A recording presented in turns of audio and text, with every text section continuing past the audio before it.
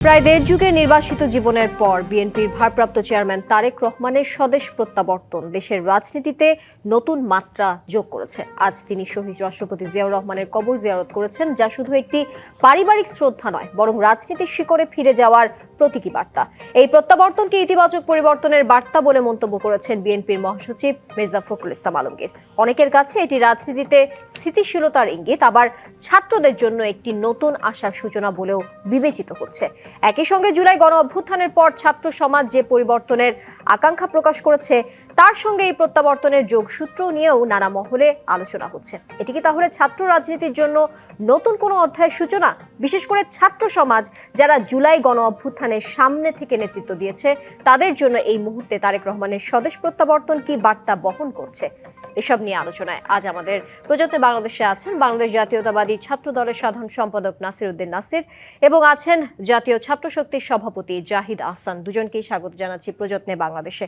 জাহিদ আহসান, আপনাকে দিয়ে শুরু করতে চাই। 17 বছর 3 মাস অর্থাৎ 6314 দিন পর জনাব তারেক রহমানের যে স্বদেশ প্রত্যাবর্তন, সেই সাথে আজকে তার যে কর্মসূচি, তিনি শহীদ রাষ্ট্রপতি জিয়াউর রহমানের কবর জিয়ারত করেছেন। এই মুহূর্তে তিনি জাতীয় স্মৃতিসৌধের উদ্দেশ্যে রওনা হয়েছেন। তিনি খুব কাছাকাছি পৌঁছেছেন বীর শহীদদের প্রতি শ্রদ্ধা জানাতে। তার এই পুরো প্রতীকী কর্মসূচিকে অনেকেই আসলে রাজনীতির নতুন অধ্যায় হিসেবে আখ্যা দিচ্ছেন। কিন্তু জুলাই গণ অভ্যুত্থানের পর ছাত্র সমাজের যে পরিবর্তনের ধারা কিংবা আকাঙ্ক্ষার কথা তারা বলে আসছিলেন, আপনার কি মনে হয় এই যে স্বদেশ প্রত্যাবর্তন, সেই পরিবর্তনের ধারার দিকেই সেটিকে অগ্রসর হচ্ছে, নাকি পুরনো যে রাজনৈতিক কাঠামো সেই দিকে ছাত্র রাজনীতিকে আবার ঠেলে দেওয়ার কোনো শঙ্কা দেখছেন? আপনাকে ধন্যবাদ। আপনার মাধ্যমে আজকে ডিবিসির এই অনুষ্ঠান দেখছেন, সবাইকে কৃতজ্ঞতা জানিয়ে শুরু করি। গতকাল দীর্ঘ 17 বছরের নির্বাসিত জীবন কাটানোর পরে জনাব তারেক রহমান সাহেব স্বদেশে ফিরেছেন। আমরা তার এই প্রত্যাবর্তনকে নিশ্চয়ই সাধুবাদ জানাই। তিনি এবং গোটা জিয়া পরিবারের কাছে বাংলাদেশ আজীবন ঋণী থাকবে। বিশেষত শহীদ রাষ্ট্রপতি জিয়াউর রহমান এবং বেগম খালেদা জিয়ার যে আপোষের নেতৃত্ব বাংলাদেশের গণতন্ত্রের পথকে উন্মোচিত করেছে, সেজন্য নিশ্চয়ই দলমত নির্বিশেষে সবাই জিয়া পরিবারের প্রতি কৃতজ্ঞ থাকবে। তারেক রহমান সাহেবের বিভিন্ন বক্তৃতায়, এমনকি গতকাল উনি যখন 300 ফিটে এসে বক্তব্য দিয়েছেন, সেখানেও তরুণদের প্রতি তার ইতিবাচক মনোভাব আমরা দেখেছি এবং জুলাই গণ অভ্যুত্থানের প্রতিও তার ইতিবাচক মনোভাব আমরা বিভিন্ন বক্তৃতায়, সভা সমাবেশে শুনতে পেয়েছি। যেহেতু তিনি গতকালই কেবল দেশে ফিরেছেন এবং গতকাল তিনি তার মাকে দেখতে গিয়েছেন, আজকে তার বাবার কবর জিয়ারত, স্মৃতিসৌধে পুষ্পস্তবক অর্পণ করছেন, এখনও মাঠের যে রাজনৈতিক কার্যক্রম সেটাতে উনি এখনও কামব্যাক করেননি। সেটাতে নিশ্চয়ই সময় লাগবে এবং সেই সময় নেওয়াটা যৌক্তিক। উনি প্রায় 1.5 যুগ পরে দেশে ফিরেছেন। আপনি যেটা বলছেন যে তারেক রহমান সাহেবের এই প্রত্যাবর্তন বা ফেরা ছাত্র রাজনীতির জন্য ইতিবাচক নাকি নেতিবাচক বই আনবে, এটা আমরা ঠিক তখন বলতে পারবো যখন উনি মাঠের রাজনৈতিক কার্যক্রমে একদমই সরাসরি ফিরবেন। তখন এটা আমাদের জন্য বলাটা খুব সহজ হবে। কিন্তু এখন পর্যন্ত আমরা ইতিবাচক তার বিভিন্ন সভা সমাবেশে বক্তৃতা, তরুণদের প্রতি তার যে ইতিবাচক মনোভাব, সেই জায়গা থেকে। একই সঙ্গে আমরা আরেকটি যে ব্যাপারটি বলতে চাই যে জাতীয়তাবাদী ছাত্রদল যেই মডেলে চলছে, যেভাবে চলছে, সেই মডেল থেকে তারেক রহমান সাহেব জুলাই গণ অভ্যুত্থানের সঙ্গে তাল মিলিয়ে জুলাই গণ অভ্যুত্থানের যে আশা, যে আকাঙ্ক্ষা, সেই আশা আকাঙ্ক্ষার সঙ্গে তাল মিলিয়ে কতটা ছাত্রদলকে পরিচালিত করতে পারবেন, সেটিও নিশ্চয়ই সামনের দিনে আমাদের এটি নির্ণয় করতে বেশ ভূমিকা রাখবে বলে আমরা মনে করি। সেটি আমাদেরকে নিশ্চয়ই পথ দেখাবে যে জুলাই গণ অভ্যুত্থানের সঙ্গে মিলিয়ে তরুণদেরকে কীভাবে, কিংবা তার দলে যে সকল তরুণরা আছেন, সম্ভাবনাময় তরুণরা, তাদেরকে কীভাবে নেতৃত্ব তিনি পরিচালনা করছেন, সেটিতে আমরা নির্ণয় করতে পারবো সামনের দিনে। কিন্তু এই মুহূর্তে এটি বলা একটু ডিফিকাল্ট, যেহেতু উনি এখনও সরাসরি রাজনৈতিক কার্যক্রমে মাঠে ফিরেননি। জি, নাসির উদ্দিন নাসির, আপনার কাছে একই প্রসঙ্গে আসতে চাই। 17 বছর পর বিএনপির ভারপ্রাপ্ত চেয়ারম্যান তারেক রহমানের স্বদেশ প্রত্যাবর্তন এবং সেই সাথে ওনার যে কর্মসূচি আজকে সারাদিন ছিল, এই পুরো ঘটনাকে আপনি কি মনে করছেন যে এটি তরুণ কিংবা ছাত্র সমাজ যারা আছে তাদেরকে আবার রাজনীতির মূল স্রোতে সক্রিয় করার কি একটি রাজনৈতিক বার্তা বহন করছে কিনা? সেই ক্ষেত্রে আরেকটু জানতে চাই, ছাত্র দলের এই ক্ষেত্রে দায়িত্বটা আসলে ঠিক কোথায় দাঁড়াবে? আপনাকে ধন্যবাদ জানাচ্ছি। এটি নিঃসন্দেহে আমি মনে করি বাংলাদেশের ভৌগোলিক রাজনীতি এবং একই সাথে আগামীর যে একটা ইতিবাচক রাজনীতির জন্য বিএনপির ভারপ্রাপ্ত চেয়ারম্যান জনাব তারেক রহমানের এই যে 17 বছরের পরে সদস্য প্রত্যাবর্তন, এটিকে আমি অনেক বেশি রিমার্কেবল মনে করি। এটি ব্যক্তিগত কোনো প্রত্যাবর্তন হিসাবে আমরা দেখছি না, বরং বিরাজমান এখন যে অস্থির পরিস্থিতি চলমান রয়েছে দেশে, সেই পরিস্থিতিকে সামাল দিয়ে অত্যন্ত ইতিবাচক এবং শান্ত করার জন্য আমি মনে করি এই প্রত্যাবর্তনটি অনেক বেশি গুরুত্বপূর্ণ। এবং একই সাথে গতকাল উনি যে বক্তব্য দিয়েছেন, বিশেষ করে আপনি খেয়াল করে দেখবেন যে মহান মুক্তিযুদ্ধ থেকে শুরু করে সিপাহী জনতার বিপ্লব এবং একই সাথে 90-এর গণ অভ্যুত্থান এবং ফ্যাসিবাদ বিরোধী যে 17 বছর ধরে যে লড়াই সংগ্রামের কথা বলেছেন, একই সাথে জুলাই আগস্টের গণ অভ্যুত্থানের কথা বলেছেন এবং সর্বশেষ যে হত্যাকাণ্ড হয়েছে জুলাই আগস্টের সম্মুখ সারির যোদ্ধা হাদির হত্যাকাণ্ড নিয়ে তিনি কথা বলেছেন, হাদির ইনসাফের বিষয়ে তিনি কথা বলেছেন। সুতরাং আগামীর যে বাংলাদেশের আমরা স্বপ্ন দেখছি, উনি ওনার ভাষায় বলেছেন যে একজন মা দেশকে যেভাবে দেখে উনিও বাংলাদেশকে সেভাবে দেখতে চান। সেই জন্য বাংলাদেশের সকল গণতান্ত্রিক আমি মানুষের প্রতি তিনি আহ্বান জানিয়েছেন এক কাতারে আসার জন্য। এটি একটি বিষয়। আরেকটি হচ্ছে আমরা সারা বাংলাদেশ এবং সারা বিশ্বে অনেকগুলো প্রত্যাবর্তন আমরা অতীতে দেখেছি। ধরুন আমরা যদি হচ্ছে নেলসন ম্যান্ডেলার কথা বলি, অথবা ইরানের আয়াতুল্লাহ খামেনির কথা বলি, অথবা ফ্রান্স দ্য গলের কথা বলি, অথবা ধরুন এই প্রত্যাবর্তনের সাথে এই প্রত্যাবর্তনের একটা ঐতিহাসিক প্রেক্ষাপট রয়েছে বলে আমি মনে করি। অর্থাৎ বাংলাদেশের গত 17 বছরে যে গণতান্ত্রিক যাত্রাকে যেভাবে ব্যাহত করা হয়েছে, অথবা বাংলাদেশের যে গণতান্ত্রিক নির্বাচন ব্যবস্থাকে ধ্বংস করে যে 3টি অবৈধ নির্বাচন হয়েছিল, বিশেষ করে 2014 সালের একটি বিনা ভোটের নির্বাচন, 2018 সালের একটি নিশিরাতের নির্বাচন এবং 2024 সালের একটি আমিন নির্বাচনের পরবর্তী সময়ে আগামী বছর যে একটি গণতান্ত্রিক নির্বাচন হওয়ার কথা রয়েছে 2026 সালের 12ই ফেব্রুয়ারি। সুতরাং এই নির্বাচন নিয়ে যে অনিশ্চয়তা তৈরি ছিল জনমনে, আমি মনে করি জনাব তারেক রহমানের এই স্বদেশ প্রত্যাবর্তনের মাধ্যমে অন্তত এই অনিশ্চয়তাটা একদম কেটে গেছে বলে আমার কাছে মনে হয়। আর আপনি আরেকটি কথা বলেছেন তরুণদের বিষয়ে, উনি ওনার বক্তব্যে বারবার তরুণদের কথা বলেছেন যে তরুণরা গত 3টি জাতীয় নির্বাচনে তাদের ভোটাধিকার প্রয়োগ করতে পারেনি, সেই তরুণরাই তাদের নিজের জীবনের বিনিময়ে খুনি হাসিনাকে বিতাড়িত করেছে।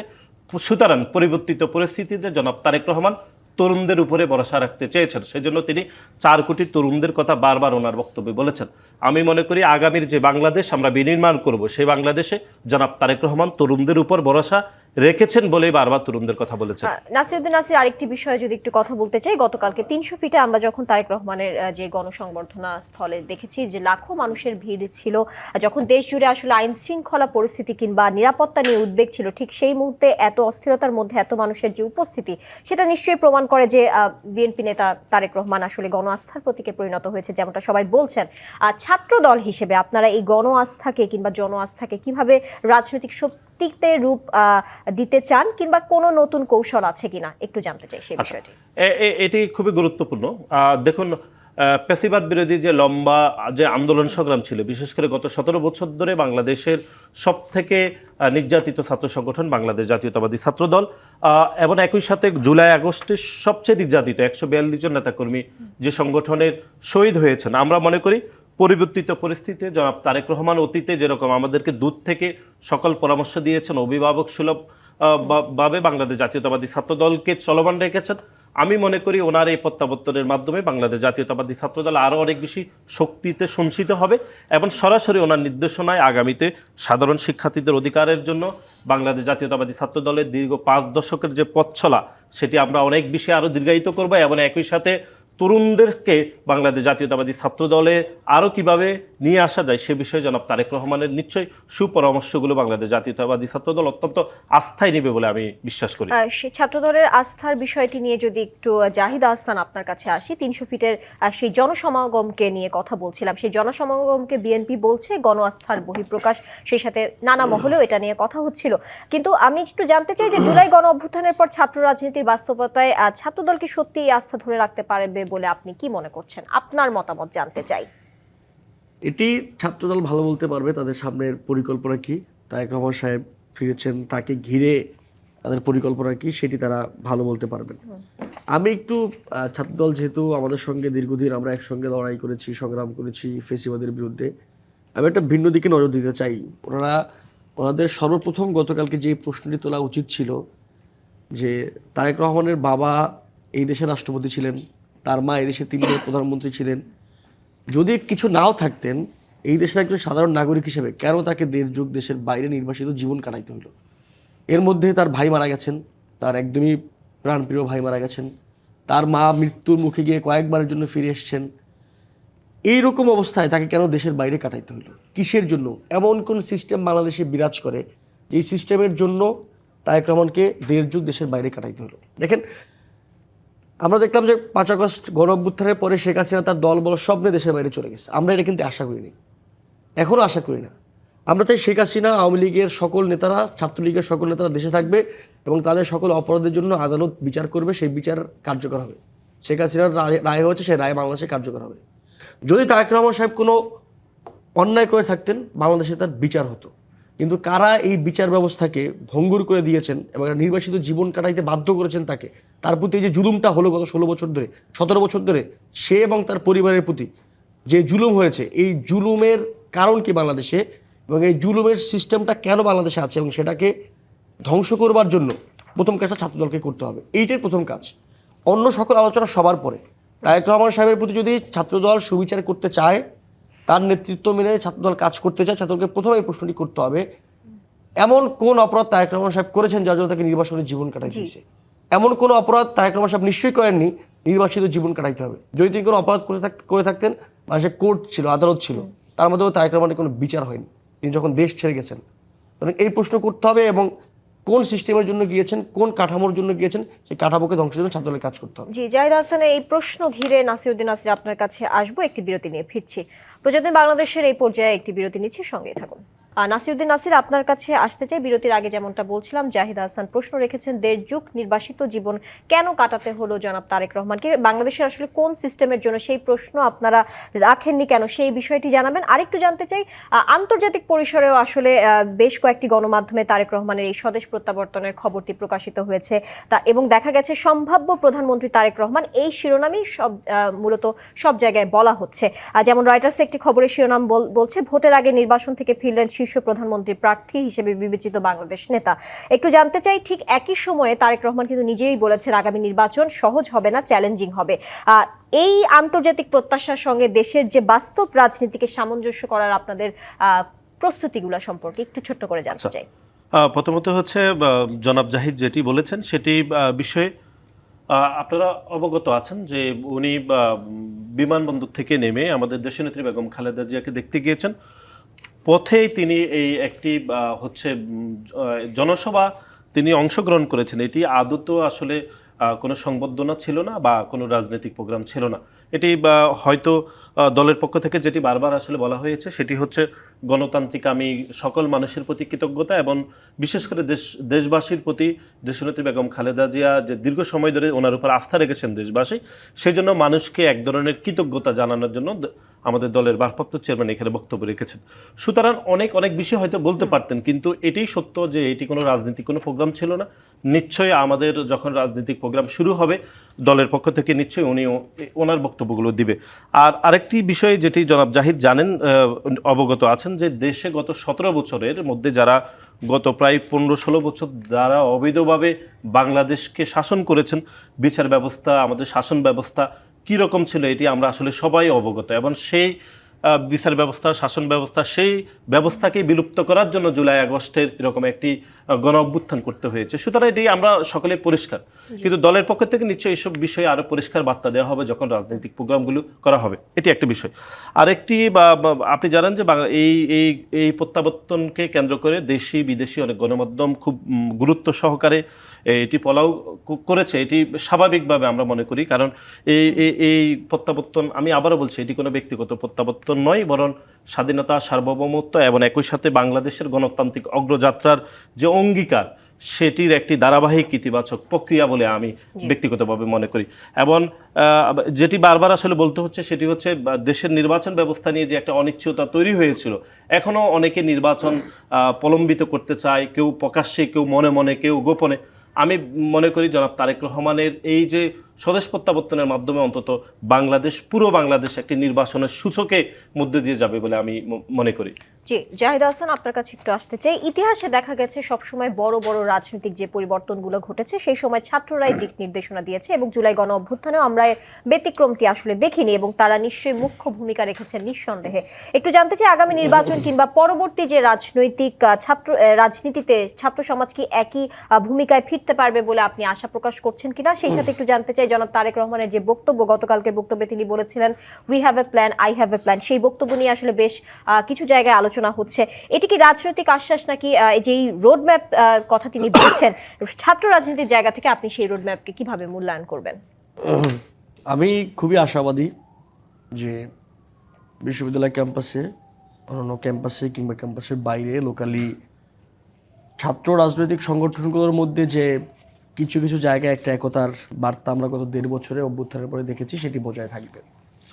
আমি আরও আশাবাদী এজন্য যে প্রত্যেকের নিজস্ব পথ, নিজস্ব মত, প্রত্যেকের নিজস্ব ম্যানিফেস্টেশন থাকবার পরেও আমরা বাংলাদেশের স্বার্থে, দেশের স্বাধীনতা সার্বভৌমত্বের স্বার্থে রাজনৈতিক ছাত্র সংগঠনগুলো এক কাতারে দাঁড়াতে পারবে বলে এখন অবধি আমি আশা রাখি। আমরা আশা রাখি যে বাংলাদেশে যে ইনসাফের কথা আমরা বলছি, যে ইনসাফের কথা ছাত্রদল বলছে, অন্যান্য রাজনৈতিক ছাত্র সংগঠনগুলো বলছে, অন্তত পক্ষে আর কোথাও একমত না হতে পারলেও ইনসাফের জায়গাতে আমরা একমত থাকব। পৃথিবীর কোথাও আমাদের মধ্যে মতের মিল না হলেও আমাদের যেই ভাই শরীফ ওসমান হাদিকে শাহাদাত করা হয়েছে, হত্যা করা হয়েছে, তার বিচারের জন্য আমরা একমত হতে পারবো। হতে পারে সেটা এক মঞ্চে দাঁড়িয়ে বলতে হবে, ব্যাপারটা এরকম নয়। হতে পারে ছাত্রদল তাদের জায়গা থেকে বলবে, শিবির তাদের জায়গা থেকে বলবে, অন্যান্য বামপন্থী ছাত্র সংগঠন তাদের জায়গা থেকে বলবে, আমরা আমাদের জায়গা থেকে বলবো। কিন্তু বাংলাদেশে যে জুলুম চলেছে, বাংলাদেশে যে অবিচার নির্যাতন চলেছে, সেই জায়গায় আমরা একটা ইনসাফের বার্তায় সবাই একতাবদ্ধ হতে পারবো বলে আমি বিশ্বাস রাখি।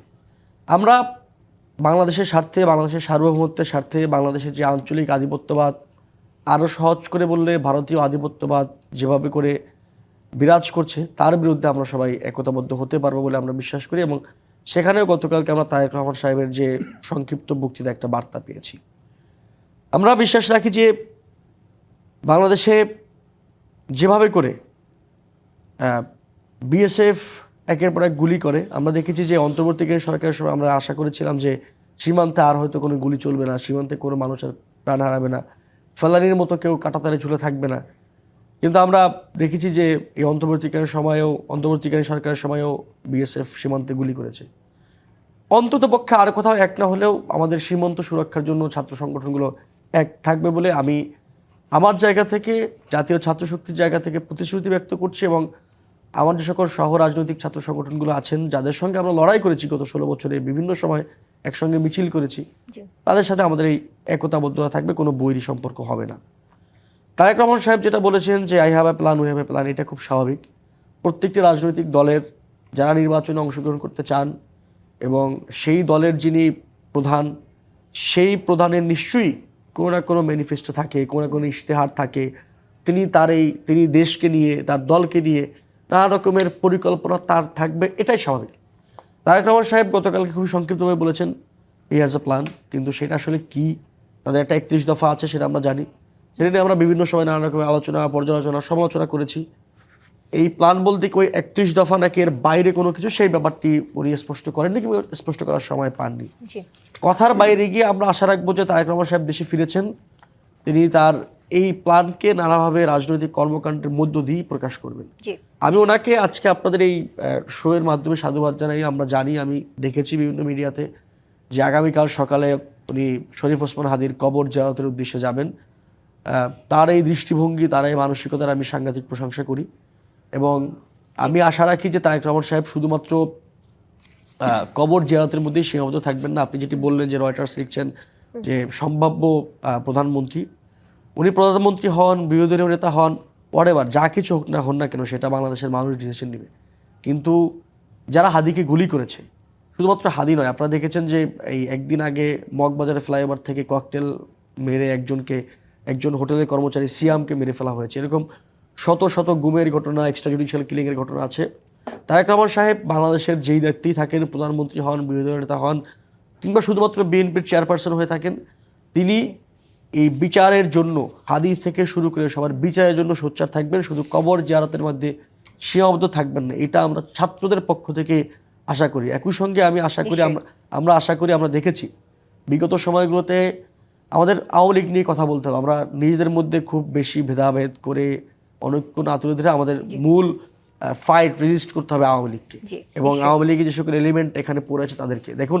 জি ছাত্রলীগকে যেভাবে করে আওয়ামী লীগ ইউজ করতো ক্যাম্পাসে তাদের এজেন্ডার জন্য, ক্যাম্পাসে ছাত্রদেরকে মারপিট করতে, ছাত্রদেরকে টর্চার করতে, গণরুম গেস্টরুম চালনা করে রাখতে, আমি আশা রাখবো, আমি তারেক রহমান সাহেবের ইতিবাচক মনোভাবের জন্য তার প্রতি আশাটি রাখতে চাই যে তিনি ছাত্রদলকে এভাবে ব্যবহার করবেন না। আমরা জি, দেখেছি যে নিশ্চয়ই সেই প্রত্যাশা। 14 জুলাই রাতে ও 15 জুলাই ওবায়দুল কাদের বলেছেন এই সকল আন্দোলনকারীদেরকে ঠেকানোর জন্য ছাত্রলীগই যথেষ্ট।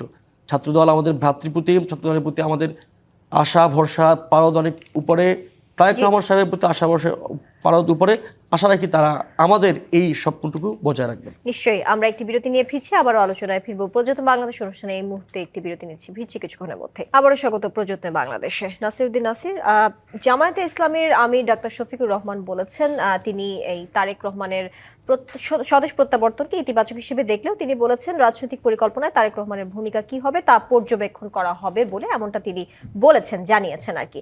তার এই পর্যবেক্ষণ করার যে মন্তব্য সেটিকে আপনি কিভাবে মূল্যায়ন করবেন, সেই সাথে একটু জানতে চাই ডাকসু, চাকসু এবং রাকসু নির্বাচনে ছাত্র শিবিরের ভূমিধস জয়ের পর নানা মহল থেকে প্রশ্ন উঠছে যে বিএনপির সবচেয়ে বড় শক্তি ছাত্রদল কি সাংগঠনিকভাবে নতুন বাস্তবতায় নিজেদেরকে আপডেট করতে পেরেছে কিনা, কিংবা এই চ্যালেঞ্জ যে থাকছে সেটি মোকাবেলায় আপনারা কোনো সংস্কারমূলক পদক্ষেপ নিচ্ছেন কিনা, সেটি ঘিরে আপনার উত্তর কি হবে? আচ্ছা, জনাব জামাতের আমির উনি ফেসবুকে একটি স্ট্যাটাস দিয়েছিলেন, বেশ কয়েকবার উনি এডিটও করেছেন স্ট্যাটাসটি, আমরা দেখলাম। তিনি যে প্রতিক্রিয়া দেখিয়েছেন সেটাকে শুরুতে স্বাগত জানাচ্ছি, এবং একই সাথে শুধু জামাত ইসলামের আমির হয়তো বা একটা ইতিবাচক প্রতিক্রিয়া দেখিয়েছেন, বাকি ওনাদের শিবির বা জামাতের যারা অনলাইন অ্যাক্টিভিস্ট বা বট আইডি অথবা হচ্ছে এই যে নানান যাবতীয় কায়দায় জামাত যেগুলো করে থাকে সেগুলো থেকে বিভিন্ন প্রপাগান্ডা করা হচ্ছে। জনাব তারেক রহমানের স্বদেশ প্রত্যাবর্তনের ঘিরে যে প্রোগ্রামটি করা হয়েছে, প্রোগ্রাম নিয়েও ব্যাপক ধরনের প্রপাগান্ডা, মিথ্যা প্রতারণামূলক তথ্য ছড়ানো হয়েছে, এআই দিয়ে বিভিন্ন হচ্ছে ভিডিও বানানো হয়েছে, অনেক কম লোক হয়েছে, সেটাকে নাকি আমরা বেশি দেখানো হয়েছে, এরকম বিভিন্ন কথাবার্তা ছড়িয়ে জনমনে বিভ্রান্ত করার এক ধরনের অপচেষ্টা আমরা সামাজিক যোগাযোগ মাধ্যমগুলোতে দেখছি। সুতরাং আমি ব্যক্তিগতভাবে মনে করি জামাতের আমির হয়তো সামাজিক যোগাযোগ মাধ্যমে ব্যক্তিগতভাবে হয়তো ইতিবাচক বার্তা দিলেও ওনার কর্মীরা, বিশেষ করে শিবিরের বিভিন্ন পর্যায়ের বট আইডি বা আইডি থেকে এই স্বদেশ প্রত্যাবর্তনের এই প্রোগ্রামটিকে ব্যাপকভাবে মিসগাইড করা হয়েছে, এটি একটি বিষয়। আর আপনি বলেছেন 4টি ছাত্র সংসদ নির্বাচনের পরাজয়ের পরে, দেখুন আমরা মনে করি যে গণ অভ্যুত্থান পরবর্তী সময় 4টি ছাত্র সংসদ নির্বাচনে বাংলাদেশ জাতীয়তাবাদী ছাত্রদল হয়তো খারাপ রেজাল্ট করেছে এবং করেছেও বটে। আমরা কাজ করছি, ইনশাল্লাহ পরবর্তী ছাত্র সংসদ নির্বাচনগুলোতে আমরা ভালো করার সক্ষমতা রয়েছে ইনশাল্লাহ। আমি ব্যক্তিগতভাবে মনে করি ছাত্রদলের সেই ভালো করার সক্ষমতা রয়েছে। এবং আপনি জানেন যে 4টি ছাত্র সংসদ নির্বাচনে ব্যাপক অনিয়ম, অব্যবস্থাপনা, বিশ্ববিদ্যালয়ের যারা কর্তা ব্যক্তিদের বিভিন্ন হস্তক্ষেপ, নানা জটিলতা তৈরি হলেও আমরা মনে করি পরবর্তীতে কোনো ছাত্র সংসদ নির্বাচনে ছাত্রদল ভালো করবে, এবং এই ছাত্র সংসদ নির্বাচনের ফলাফলের উপর আগামী যে কোনো জাতীয় নির্বাচনের কোনো ফলাফল কোনোভাবে প্রভাবিত করবে না বলে আমার সেটি মনে হচ্ছে। জি, জাহিদ হাসান, আপনার কাছে একটু আসতে চাই। রাজনৈতিক বিশ্লেষকরা বলছেন জনাব তারেক রহমানের রাজনৈতিক পরবর্তী যে অধ্যায় সেটি নির্ভর করছে তিনি হতাশ যারা তরুণ ভোটার আছেন তাদেরকে কতটা আকৃষ্ট করতে পারবেন, আর সেই বিষয়ে কি কি চ্যালেঞ্জ থাকছে তার সামনে বা হতে পারে, কি কি মনে হয় আপনার কাছে? তারেক রহমান সাহেব যেটি অলরেডি ঘোষণা করেছেন যে তিনি বেকার ভাতা চালু করবেন, এরকম একটা ঘোষণা আমরা তার মুখ থেকে শুনেছি। দেখুন, আমাদের তরুণরা, বাংলাদেশের শিক্ষিত তরুণরা শিক্ষা শেষ করে, শিক্ষা জীবন শেষ করে রাস্তায় ঘুরে বেড়ায়, চাকরি পায় না, চাকরির অপ্রতুলতা আছে, এবং চাকরির পরীক্ষাগুলোতে অনিয়ম হয়, চাকরির নিয়োগগুলোতে বাণিজ্য হয়। আমি মনে করি বেকার ভাতা একটা ওয়ে হইতে পারে, কিন্তু এটা সাস্টেনেবল ওয়ে না। তারেক রহমান সাহেবের বেটার এই বাংলাদেশের যে সিংহভাগ যুবকরা আছেন যারা বেকার থাকেন, কর্মসংস্থানের অভাব আছে, আমি মনে করি তিনি বেকার ভাতার পরিবর্তে কর্মসংস্থান বৃদ্ধি এবং যেই চাকরির সুযোগগুলো এখন আছে সেই চাকরির সুযোগগুলোতে যাতে কোনো রকম অনিয়ম, অব্যবস্থাপনা, নিয়োগ বাণিজ্য, চাকরির পরীক্ষায় প্রশ্নপত্র ফাঁস এবং এই পরীক্ষাগুলোকে লেন্দি করা, বিশেষ পরীক্ষায় আমরা দেখি যে প্রত্যেক বছর একটি বিশেষ সরকার থাকলেও মানে বিশেষের নিয়োগ হয় 2, 3, 4 বছর পর পর। এই ব্যাপারগুলোকে তিনি যাতে খুব শক্ত হাতে ডিল করেন, এটি একটা ব্যাপার থাকবে। একই সঙ্গে আমাদের তরুণরা যাতে কেবলমাত্র চাকরি নির্ভর হয়ে না পড়েন, যে তার জীবিকার উপায়, রুটি রুজির উপায় যাতে কেবলই চাকরি না হয়ে পড়ে। এখানে উদ্যোক্তাদেরকে প্রণোদনা দেওয়া এবং উদ্যোক্তাদের জন্য একটি সঠিক লাইন আপে সঠিক গাইডলাইনের ব্যবস্থা করা, বিদেশি বিনিয়োগ বৃদ্ধি করা ইত্যাদি ব্যাপারগুলোতে যাতে তারেক রহমান সাহেব মনোযোগ দেন, সেই ব্যাপারে আমি তার প্রতি আশা এবং আকাঙ্ক্ষা রাখি। একই সঙ্গে ছাত্রদের পক্ষ থেকে যেই প্রত্যাশা, যে আশা, শুধুমাত্র তারেক রহমান সাহেব নন, এটি আগামী ফেব্রুয়ারিতে যে ইলেকশন আছে সেই ইলেকশনে যারাই ইলেক্টেড হবেন, সেটি বিএনপি হোক, জামাত ইসলামী হোক, এনসিপি হোক, অন্য কেউ হোক, যিনিই প্রধানমন্ত্রী হবেন কিংবা যারাই সরকার গঠন করবেন, তাদের প্রতি ছাত্রদের সবচেয়ে যে বড় দাবিটি সেটি হচ্ছে, দেখুন এই জুলাই গণঅভ্যুত্থানের শুরু যেখান থেকে, সেটি হচ্ছে চাকরির পরীক্ষায় অনিয়ম, চাকরির পরীক্ষায় কোটা পদ্ধতি। সুতরাং এই চাকরির পরীক্ষাগুলোতে আমরা বিগত দিনে যেই রকম অবহেলা, অনিয়ম এবং বিশেষত স্বজনপ্রীতি দেখেছি, সেই সকল ব্যাপারগুলো যাতে বাংলাদেশে আর না ঘটে এবং মেধাবীরা নিয়োগ পায়। একই সঙ্গে আমরা বিশ্ববিদ্যালয়গুলোতে দেখি যে বিশ্ববিদ্যালয়গুলোতে যখন শিক্ষক নিয়োগ হয়, সেখানে মেধাবী, যোগ্য ইত্যাদি শিক্ষকদের বদলে সেখানে আমরা একটি দল প্রীতির ব্যাপার দেখি, যে যখন আওয়ামী লীগ ক্ষমতায় থাকে তখন নীল দল যারা করেন কিংবা যারা ছাত্রলীগ করেছেন বিগত ছাত্র জীবনে, তারা শিক্ষক হিসেবে নিয়োগ পান। এর আগে দেখেছি বিএনপি যখন ক্ষমতায় থাকে তখন যারা শাহ দল করার জন্য প্রতিজ্ঞাবদ্ধ থাকেন, ছাত্র জীবনে ছাত্রদল করেন, তারা নিয়োগ পাওয়ার একটি হৈ হুল্লোড় আমরা দেখেছি। ফলত একদিকে বিশ্ববিদ্যালয় মেধাবী শিক্ষক থেকে বঞ্চিত হয়, বিশ্ববিদ্যালয়ের ছাত্ররা মেধাবী শিক্ষক থেকে বঞ্চিত হন। দ্বিতীয়ত বিশ্ববিদ্যালয়ের শিক্ষক রাজনীতির যে কুসংস্কার চলছে, সেই রাজনীতিটি আরও বেশি প্রলম্বিত হয়।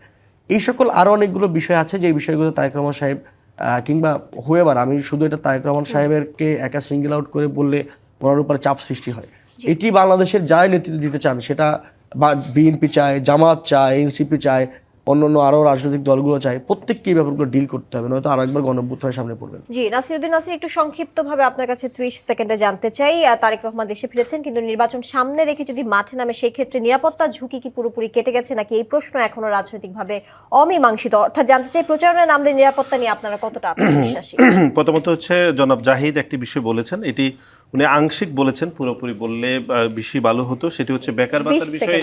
বেকার ভাতার বিষয়ে বলা হয়েছে শিক্ষিত যারা শিক্ষিত হবে তাদেরকে 1 বছর ধরে হয়তো বেকার ভাতার বিষয়ে সরকার ভাববে, যদি বিএনপি সরকার গঠন করে পরবর্তী কর্মসংস্থানের বিষয়ে চিন্তা ভাবনা করা হবে।